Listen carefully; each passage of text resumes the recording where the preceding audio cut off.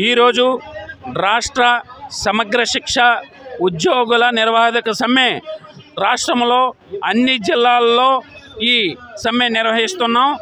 దీనికి కారణం రాష్ట్రంలో గతంలో జగనన్న గారు పాదయాత్ర సమయంలో మాకు ఇచ్చినటువంటి హామీలను నెరవేర్చకపోవడంతో ఈరోజు 5 సంవత్సరాలు కాలం గడిచినా సరే ఈరోజు మా తాలూకా సమస్యలు ఏవి పరిష్కరించకుండా మాకు ఉద్యోగ భద్రత కల్పించకుండా ఈరోజు ప్రభుత్వం ఉంది. దానివల్ల ఈరోజు సమ్మె నిర్వహించడం జరుగుతుంది. మా తాలూకా ప్రధానమైనటువంటి డిమాండ్లు హెచ్ఆర్ పాలసీ అమలు చేయట, ఉద్యోగ భద్రత కల్పించట, మినిమం టైం స్కేల్ కల్పించట, అలాగే మా చనిపోయినటువంటి కాంట్రాక్ట్ ఉద్యోగులు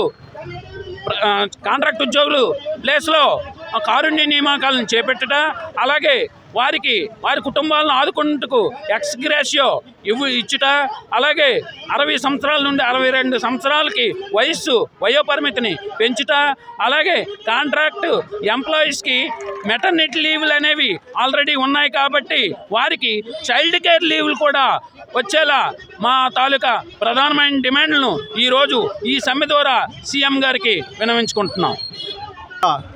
25,000 మంది ఉన్నారండి. అట్టడుగు స్థాయి నుంచి అంగన్వాడీ విద్యార్థులను బడిలో చేర్పించిన స్థాయి నుంచి ఇంటర్మీడియట్ స్థాయి వరకు కూడా మేము కింద క్షేత్రస్థాయిలో పనిచేస్తూ ఉన్నామండి.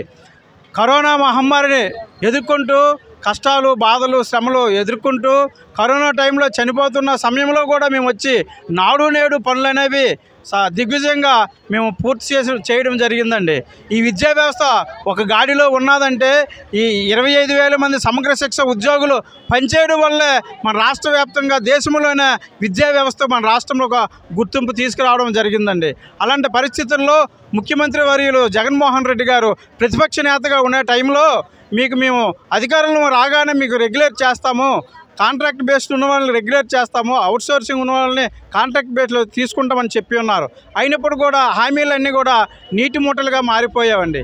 కనుక మా యొక్క ఆవేదనలు, మా బాధలను గుర్తించి మా యొక్క డిమాండ్లను హెచ్ఆర్ పాలసీ నెరవేర్చాలని సుప్రీంకోర్టు తీర్పు ప్రకారము సమాన పనికి సమాన వేతనము మంజూరు చేయాలని, అలాగే మృతి చెందినటువంటి ఉద్యోగుల కుటుంబాలకు కారు నియామకాలు చేపట్టాలని, మాకు పిఎఫ్ ఈఎస్ఐ కల్పించాలని, అలాగే రాష్ట్ర ప్రభుత్వంలో ఉన్నటువంటి ఎటువంటి సౌకర్యాలు ఇస్తున్నారో వారందరూ కూడా మాకు కూడా అవే బాటలో మాకు సేవలు అందించాలని మేము డిమాండ్ చేస్తూ ఉన్నామండి.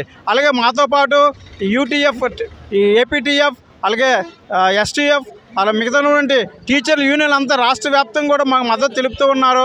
మా యొక్క బాధలను, మా యొక్క ఆవేదనలను ముఖ్యమంత్రి వర్యులు ప్రభుత్వం పట్టించుకొని తక్షణమే మాకు న్యాయం చేయాలి, లేదంటే రాష్ట్ర వ్యాప్తంగా మా ఉద్యమాన్ని ఉధృతం చేస్తామని మేము డిమాండ్ చేస్తూ ఉన్నాము.